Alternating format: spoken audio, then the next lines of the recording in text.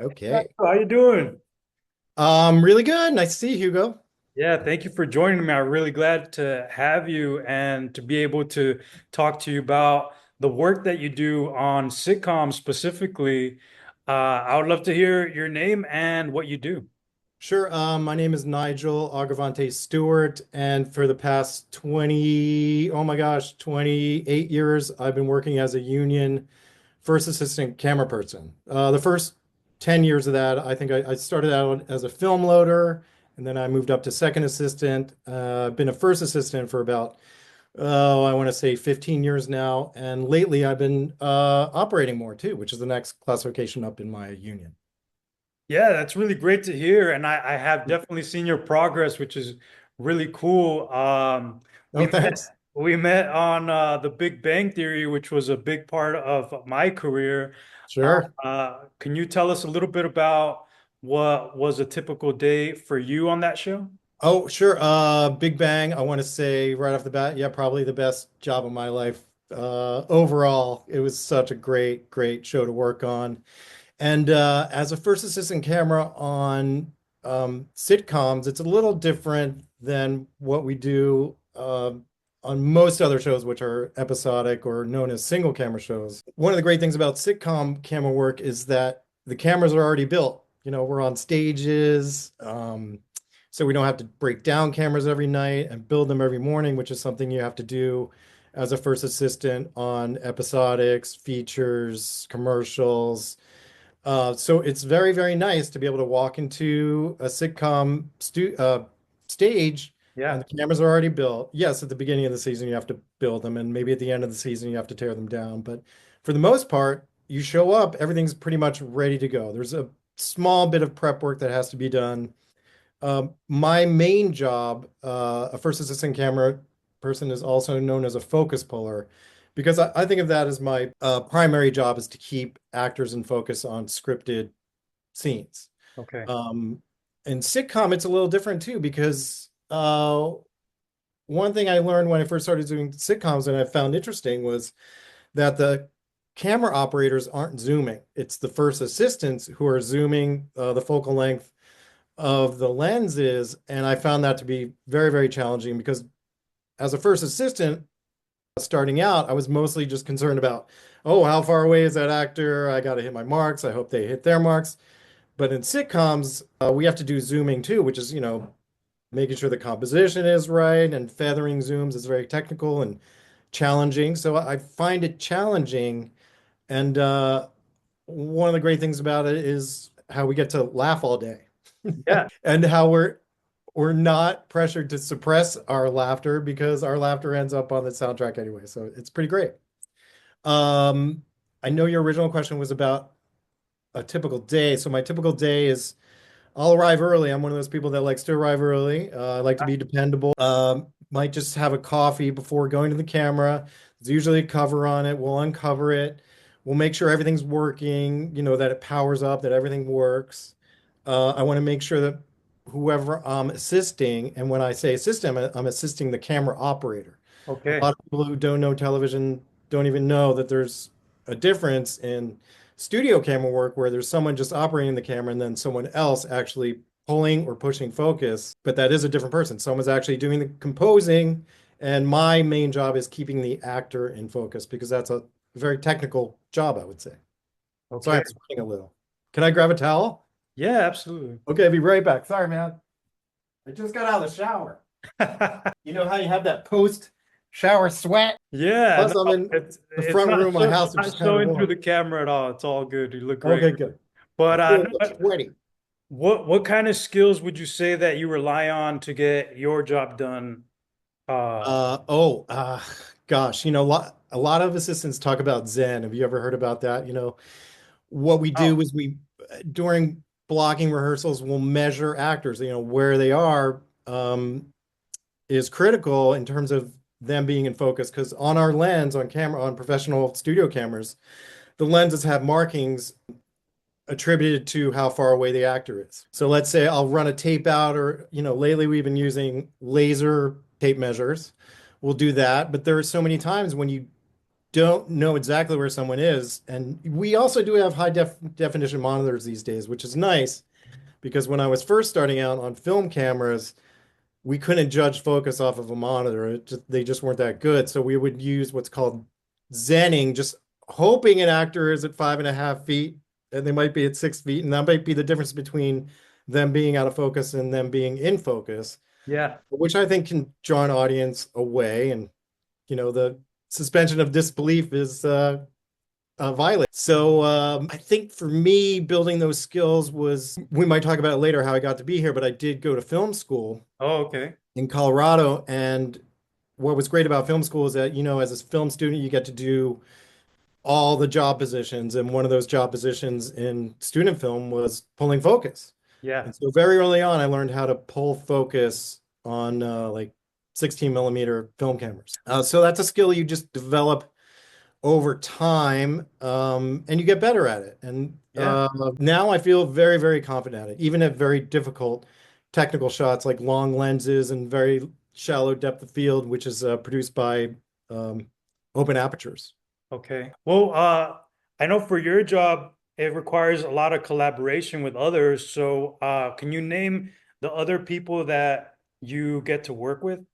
Yes, I think primarily all of us on the camera crew, lighting crew, we all refer to the director of photography as the um, lead I don't know, I have to say department head, but the boss of the below the line crew, Yeah. because the director of photography is basically my big boss. That's the person who usually hires me, or I might get hired by a DIT or an operator or a fellow assistant. But it's the director of photography or the cinematographer. Sometimes they're referred to as the cameraman or the camerawoman. That's the person we all answer to because they're the ones ultimately responsible for the look once a project is either screened or shown on television. So there's director of photography is definitely our department head in the camera department. Um, I also work closely with what's known as a DIT, which is kind of that means a digital imaging technician, which is someone who's responsible for running all the data that goes through the camera and recording and media management. That's a job that evolved with the evolution of digital cameras. So DITs I work closely with. There's also what's known as the video controller. That's a person who is guiding the look of the image as it's going through the camera. Like a lot of shows these days want to see what it looks like when it's going to be on television. Whereas in the older days of film, we didn't have a video controller. Everything would just go to a lab, it would get transferred, and then coloring would be done later. What the video controller does on shows like Big Bang Theory and what I'm working on now, which is Georgie and Mandy's First Marriage, we have a video controller who's live coloring the look. I don't know if you knew that, but um, when we're recording, we are recording in a format. I'm not exactly sure the technical code, which codec we're using, but it's usually a very, very flat, Yeah. open log look. I don't know if you know what a log looks like, but it's all the data that's falling onto the camera sensor, which is a lot of data. But what the producers and directors are seeing is not the log data because it would just look really washed out and not very fun to work with. So what the video controller is doing is making that look acceptable to someone who's working on a Well, set. the way it would look on a screen then. Yeah, yeah, yeah. And it doesn't always end up looking that way, but it's pretty Oh, close. just VC these days do a really good job. is that what they show the audience like during a live taping? Yes, exactly. All that stuff going out to the audience, and then what ends up being played back to the VC has colored and controlled. And when I say controlled, not just color, but also exposure. T stops and f stops, and they're controlling the amount of light that the camera is getting. In terms of the lens, the aperture at the back of the lens, the VC is controlling that. So below the VC, I don't want to say below, but working alongside the VC are camera operators. So those are the people, yes, as I mentioned earlier, who are framing shots, moving the camera, guiding other technicians like me, the first assistant, and their dolly grip to compose the shot. Okay. Also working with us are what are known as second assistants. Second assistant cameras are people who do the slate. Hey, Oh scene A, yes. take one, marker, and they hit the sticks. A lot of people have seen them on behind the scenes, of course, and they also mark actors, and they support me and the operator and the other camera crews. Okay. Also in our department, the camera department, are camera utilities who support me, everybody else, but their primary job these days is cable kicking. Like these cameras pump a lot of data, and we can't really send that amount of data over airwaves, so it's not wireless. We're going through a cable to what's known as the rack. So the rack is basically a big router and a computer that takes these four camera images and puts them all together so the audience switcher and the director can all see the images. And yes, it's all very technical. And these cameras are just basically computers with a lens. Yeah. Yeah, yeah. Well, we did so many episodes on The Big Bang Theory. So which one would you say is the one that you're most proudest? Episode? Yeah, episode. Oh my gosh. Or you can say a couple. I mean, Yeah, yeah, yeah. I mean, okay, a couple. I mean, the first one that came to my head was late in the series when we had James Earl Jones. oh yes. James Earl Jones came to our show to play himself. And the characters on The Big Bang Theory, the ultra nerds and all the Star Wars fandom stuff. And I personally am a Star Wars fan, I can confess. And so working on that show was so wonderful for me because I was a fan of the Yeah, same things they were fans of. I'm a comic book collector. same. I played Dungeons and Dragons, and big fan of sci-fi and fantasy, Lord of the Rings, all that stuff. Science too. I have a big science, or I shouldn't say big, but I do have a science background. We can talk about that later. Sure. So I have a science background. I really identified with the characters and the show, and it was absolutely wonderful. So the James Earl Jones one stands out because I don't know if you remember, but we had some guest stars on that same episode alongside James Earl Jones. Like Carrie Fisher was there. I mean, I can't Yeah, still can't believe that. Mark Hamill, I can't remember if he was I, in that episode. I was there for that one, Okay, for yeah, the and wedding. just Mark amazing. Hamill. And the only other one that maybe stand, I mean, a lot of them stand out, but you said I can mention a couple, and so the Yeah, other yeah, one yeah. would have to have been the one where Wallowitz goes to space and is on the space station. And we had Mike. Oh, I'm forgetting Mike's last name, the astronaut. I Oh, forget, I forget Mike's last name. I'll have I'm to so look him sorry. up. Hopefully, in the notes, we can address that. But anyway, what a wonderful thing because I'm a huge fan of the space program too. So, wow, what an opportunity for me to get to work on a show that I was a fan of too. And then talking about the work that you do, what would you say is one of the challenging scenes that you could think about right off the bat too? Off the bat, I think the hardest things as a first assistant to do are what are called walk and talks. It's when Okay. you have characters walking directly towards the camera over a long distance, and you're shooting a long lens. So, look, I'm sweating just thinking about it. Uh, that's okay. So, like, I consider anything over 100 millimeter a long lens, and sometimes, we throw up big guns on there. Where our 11 to 1 is like it's a 24 to 275. So, oh gosh, put a 275 on there and the person's 20 or 30 feet away, your depth of field is like this. And so if they're walking at you, having to maintain that character and focus is absolutely, it's really, really difficult to do because you have to be compensating for where they are compared to where the camera is. And Yeah. there's also times when the camera is moving too. So you have to compensate for that. So to me, the most challenging thing as a first assistant is a long lens walk and talk where they're walking right at you, for sure. Well, I was able to work with you because I when I joined the Chuck Lorre family. But how did you get your start into the sitcom world? How far back should we go? I don't know.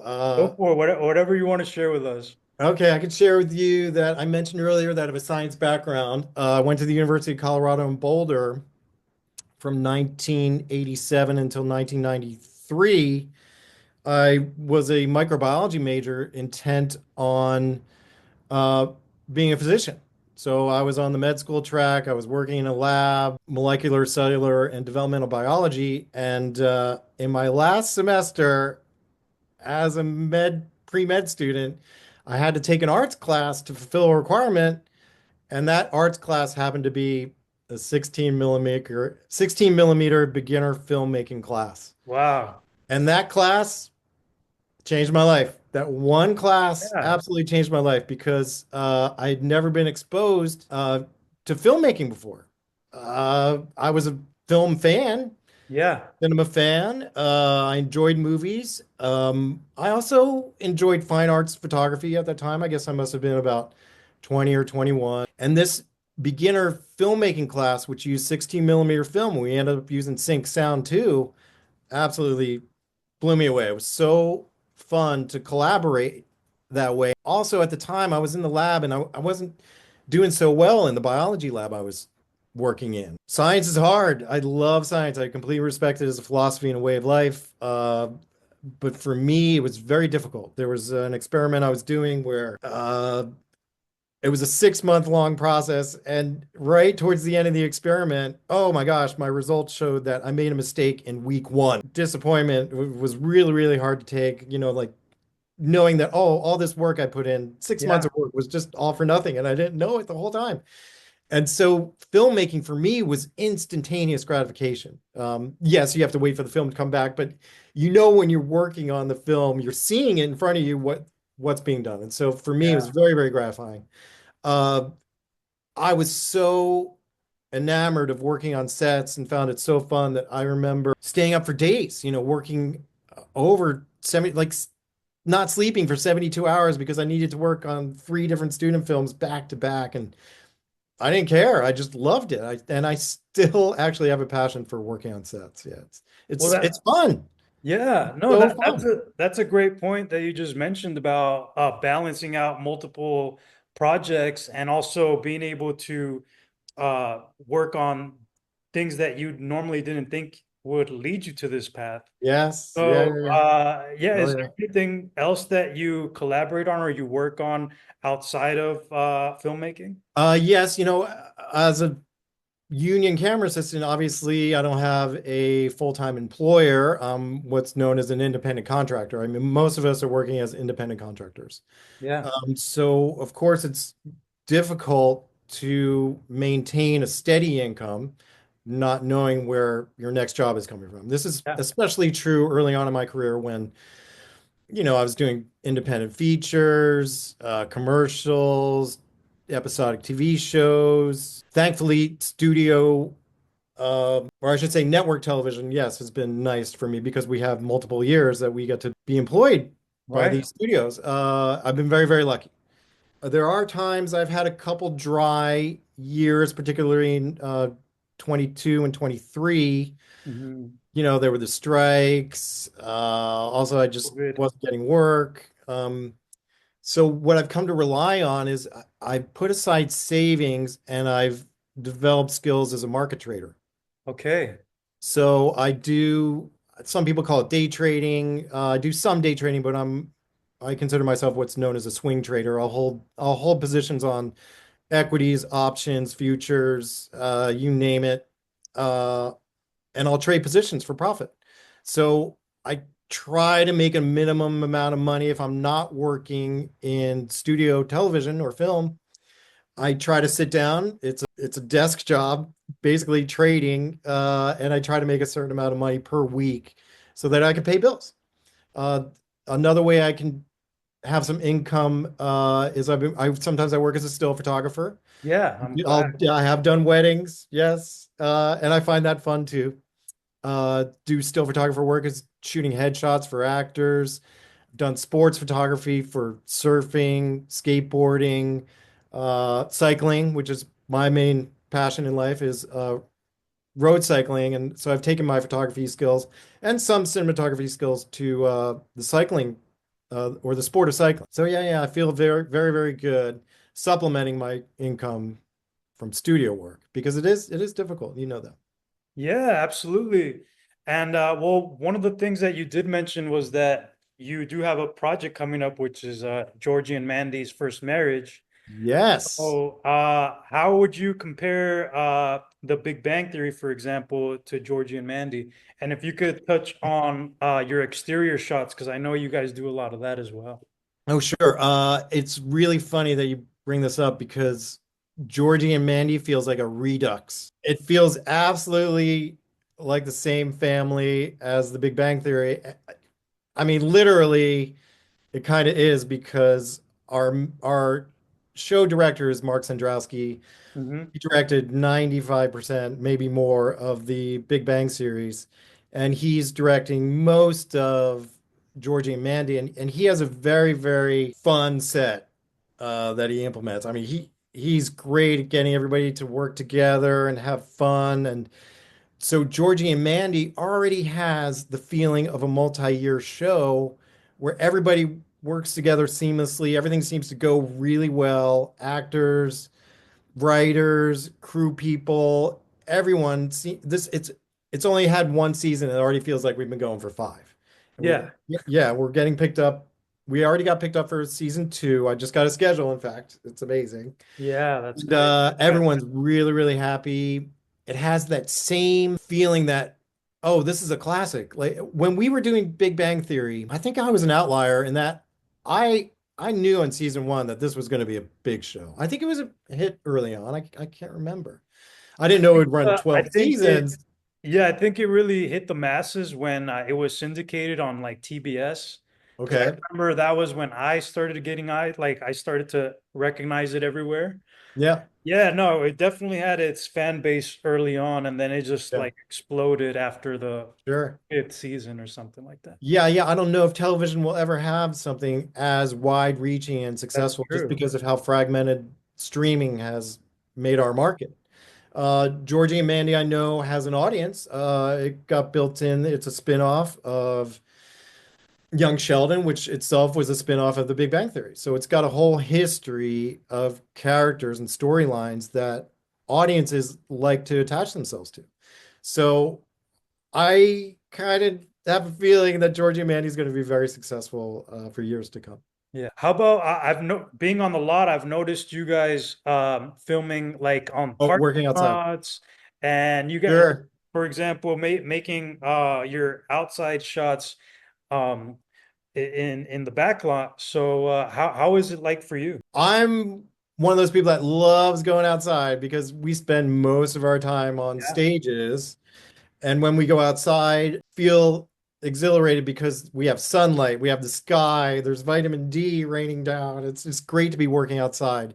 And I do like how it opens up the look of a show like a Right. sitcom. You know, when people sit down and they watch a sitcom, it's pretty obvious that it's all artificial. We all try to, maintain Yeah. our suspension of disbelief. When we go outside, one of the great things about working outside is that you have distances that we work with that you can't work with on a studio set Mhm. because everything is kind of like within 30 or 40 feet. Yeah, Whereas if there's a we're limit. outside, you have depth and you have depth perception, which I think gives the project more life. Definitely. You know, it has a richer visual life to it when we work outside, as opposed to, oh, we could do this inside and use green screen or blue screen or effects to make it look like we were outside. But when we go outside, audiences can tell, even if they might not be absolutely sure, they can sense it.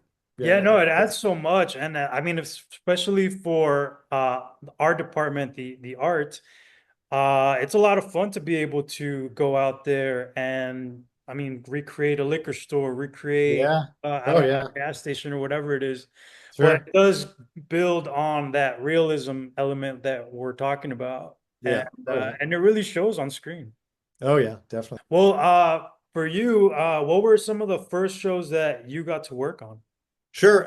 So as I mentioned, I did complete my microbiology degree and I stayed on. I was Great. so in love with filmmaking that I wanted to do it for a living. I kind of gave up on the idea of becoming a doctor, so I stuck around Boulder for another year and a half, eked out a BFA in filmmaking. And one of the requirements for the BFA was to work as an intern on a professional project. And in Denver, Colorado at the time, this was back in 1992, 93.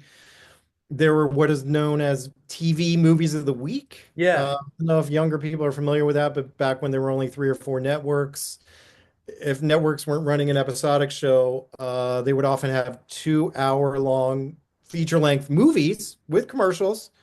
But there was a movie of the week being produced in Denver at the time when I was having to intern, and it was the Perry Mason series. I don't know if you're familiar with Oh, Perry yeah, yeah, yeah, I Mason. do. He was a character from the 50s and 60s that got resurrected for TV movies with Raymond Burr, still as Perry Mason. And Raymond Burr was still going at it. He Yeah. was aged, but it was still a really fun show to intern on.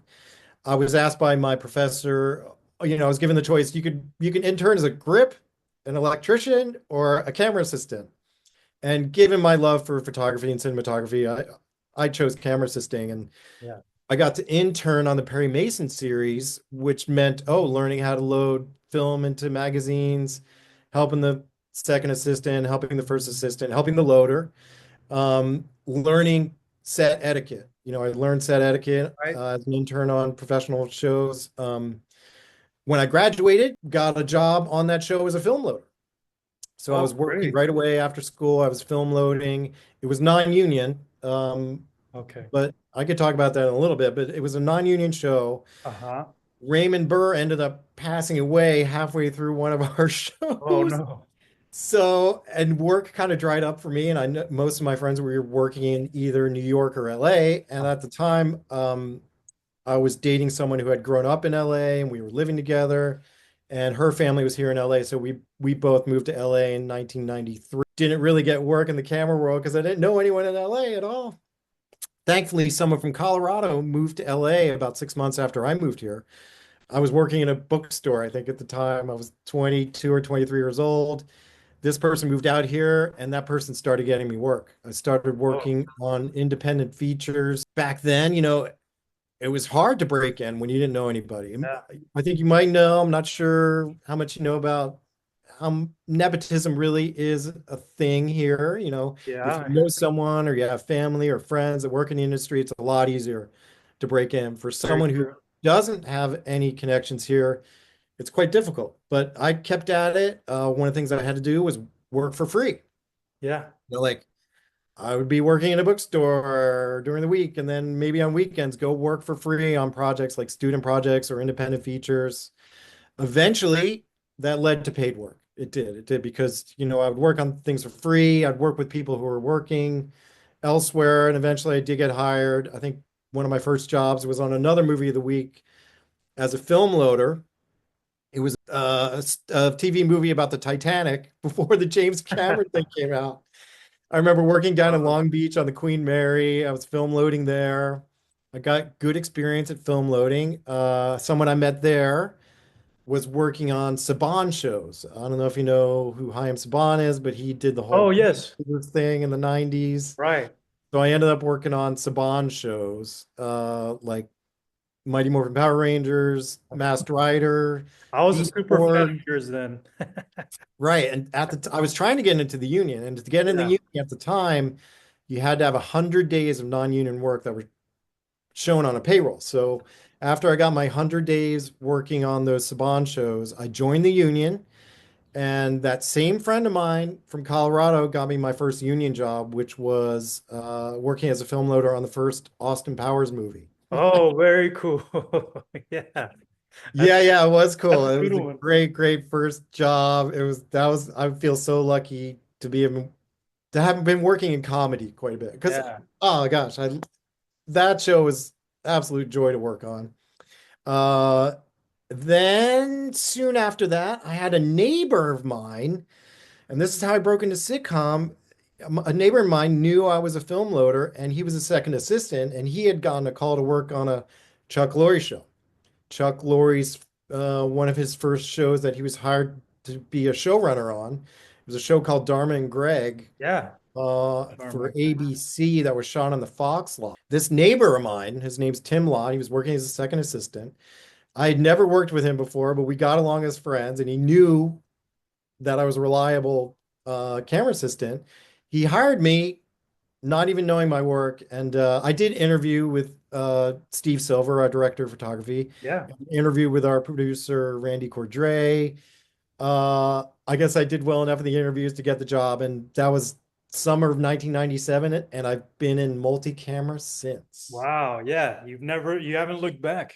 No, every now and then I would get calls to work on single camera, and I have done some single camera work in the past 27 years, but 95% of my work has been in multi-camera because it is highly specialized. And once you get into the world of multi-camera, you don't want to leave because Right. multi-camera compared to single camera work is so fun and reliable. And I don't want to do anything else for the rest of my career. I don't. I mean, maybe if I branch out into operating, I could operate on single camera or maybe even shooting or DPing stuff.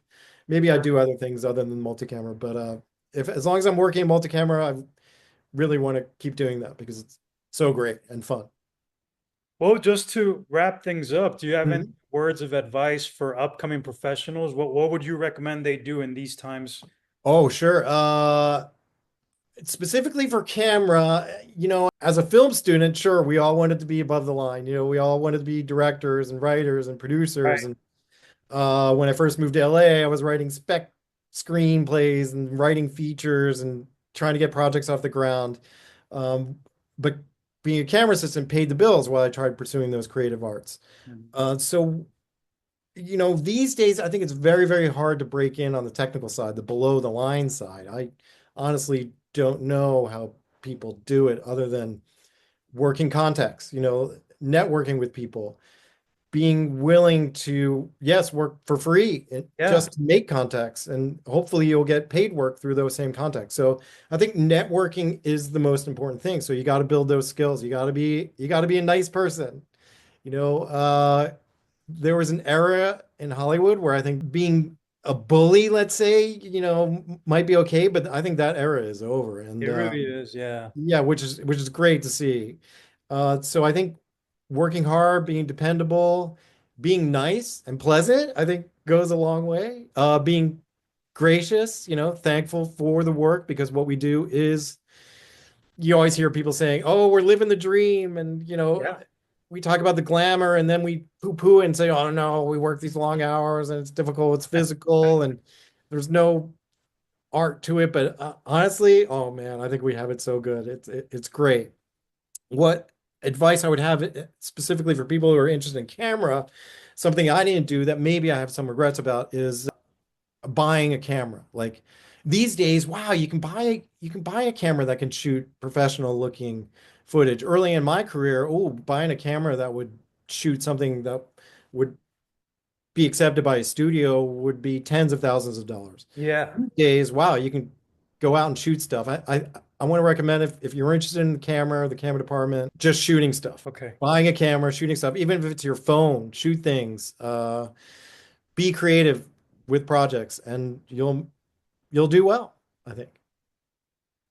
Well, thank you, Nigel. I really appreciate this conversation with you. I'm Oh, glad. right on, Hugo. I'm so glad to help you out. And I Cool. hope this helps somehow. I don't know. Oh, it really does. I really enjoyed the conversation.